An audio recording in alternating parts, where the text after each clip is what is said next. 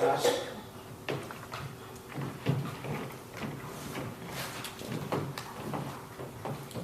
you, Mr. Verma, and good afternoon, everyone.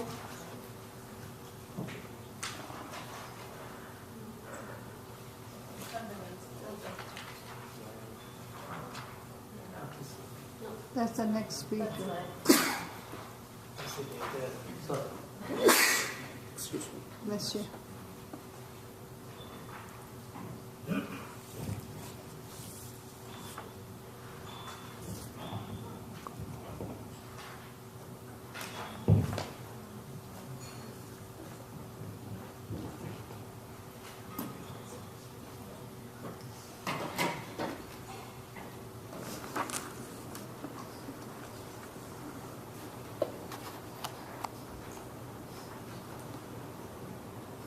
The topic of my presentation is nutraceuticals, and originally Dr. Majid, who is the founder and chairman of our group, which is the Swami Sabinsa group, was to present this, but unfortunately he could not come today.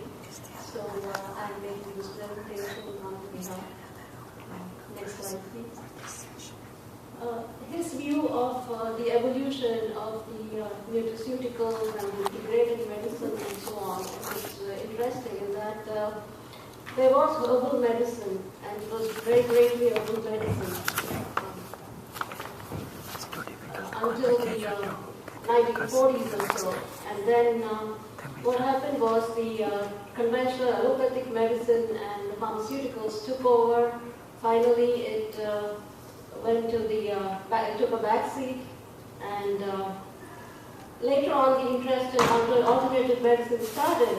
But unfortunately, there were some problems in that it was more like equated to snake oil business, and people were trying to sell anything of plant origin as it would be curative and cure-all and so on.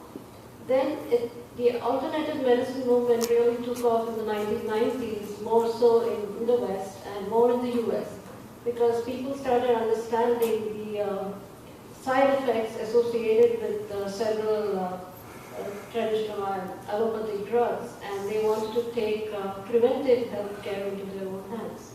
So that's how alternative medicine started, and then we have the complementary medicine, which became integrated medicine from 2000 onwards. Next slide. So the nutraceuticals basically came into prominence in 1994 when the US government passed the DSHEA, which is the Dietary Supplement Health and Education Act. And according to this, many of the materials of herbal origin could be marketed as supplements, and if they had been in the system before 1994, where they were very well, they could be used in dietary supplements, mainly with effects on preventive health maintenance rather than cure. You cannot make any cure claims for a nutraceutical, but you can make health maintenance claims. So a nutraceutical is any substance that is considered to be part of a food, but which will give you health benefits that go beyond nutrition alone. So now nutraceuticals also may consist of herbal extracts, or they may be minerals or vitamins from food with proven beneficial pharmacological effects. And the global nutraceuticals market has grown to be about 117 billion. And according to a report in India, the latent market in India itself is about 89 billion rupees. And it could be between 89 billion and 172 billion rupees. And it is growing rapidly in those markets. Actually, the nutraceutical industry started here and grew to a very great extent here, but the growth rate is lower here now than it is in Asia.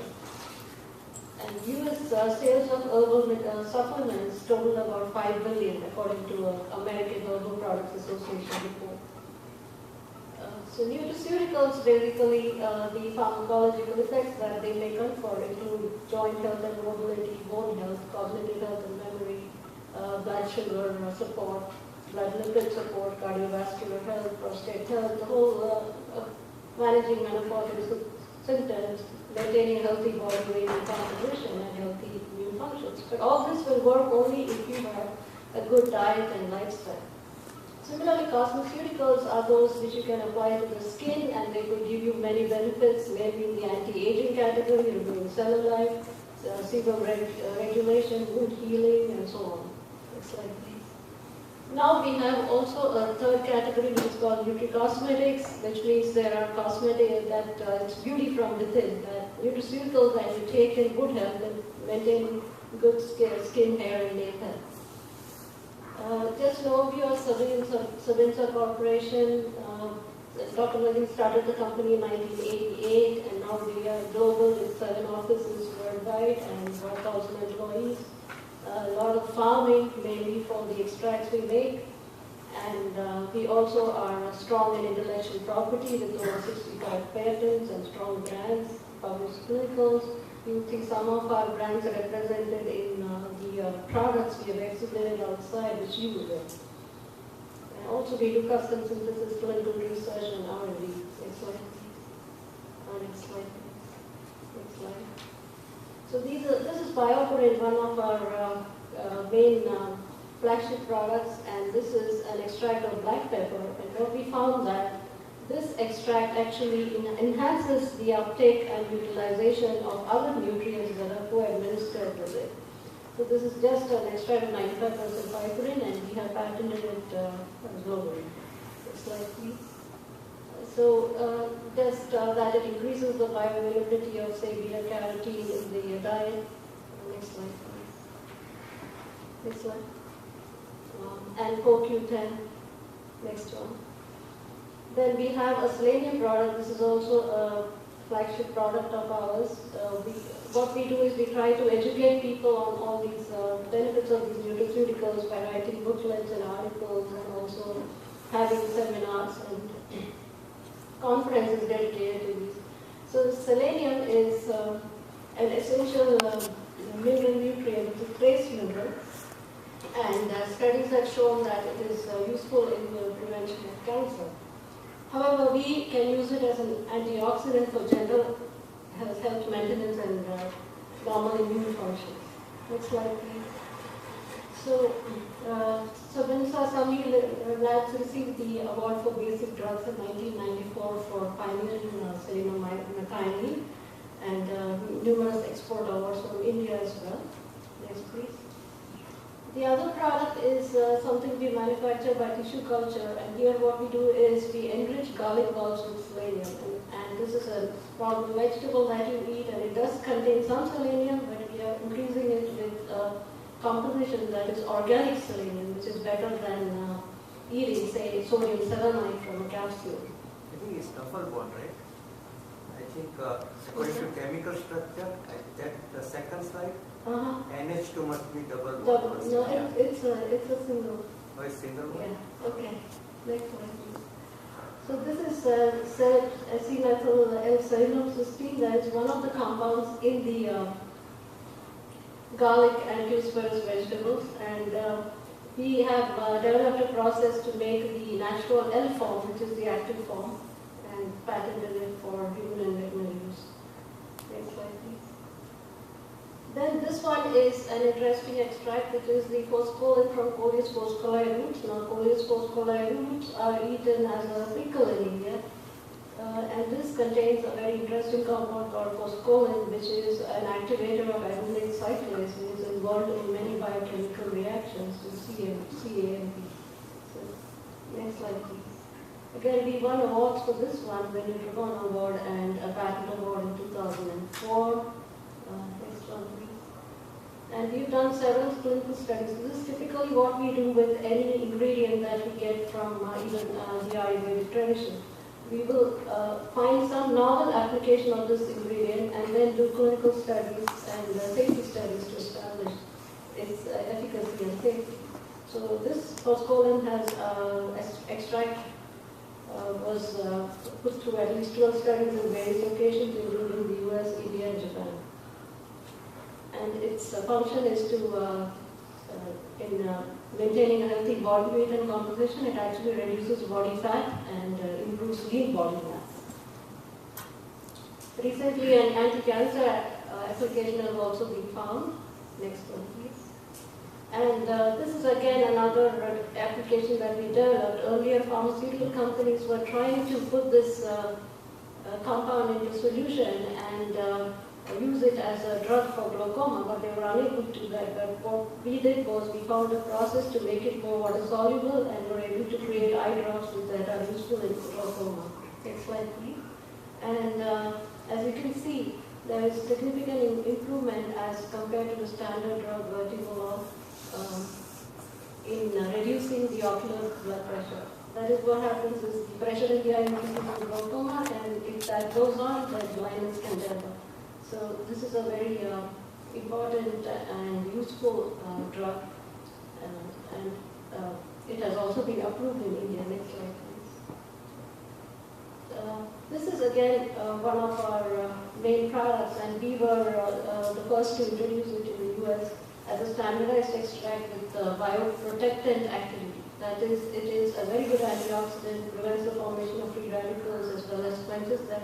It's anti-inflammatory and it gives immune support.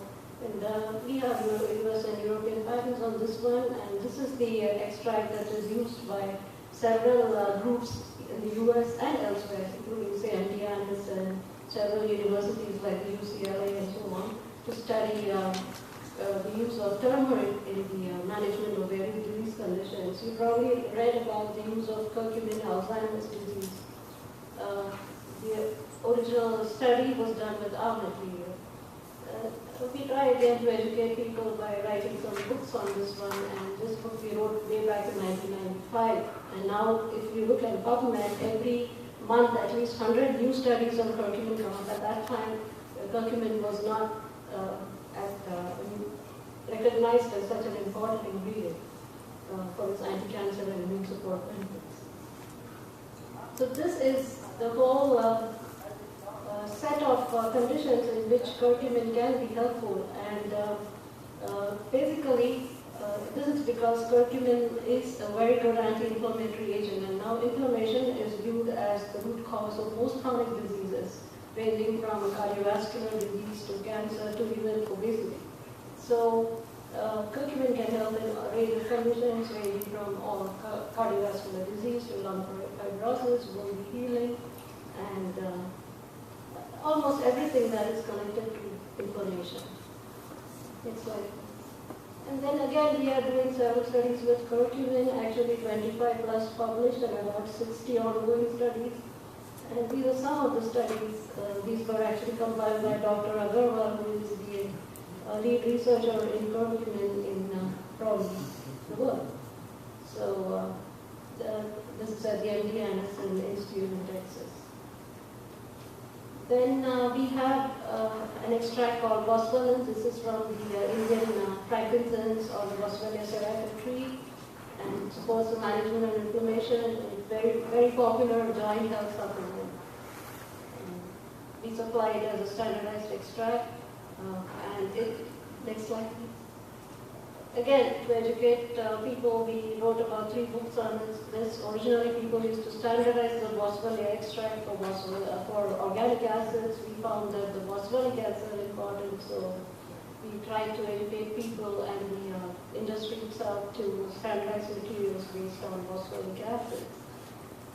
Next slide, please. So we pioneered the introduction here in US and Europe, and correctly standardized it for boswellic acids, and actually we are helping the USP in their monograph development. We did the monograph development for the curcuminoids as well as for the cellulomethanin in the United States pharmaceutical. Next slide. Now there are clinical studies out there for a variety of inflammatory conditions in terms of boswellic acids, ranging from various types of arthritis, colitis, Crohn's disease, asthma, and also brain edemas, for which there is an orphan drug application actually in Europe. Next slide, please. So the other drug that we developed, natural drug that we developed, was for psoriasis. Again, this is a condition that is both socially limiting as well as it's actually very inconvenient to a person who develops this, because the flares may come up at any time.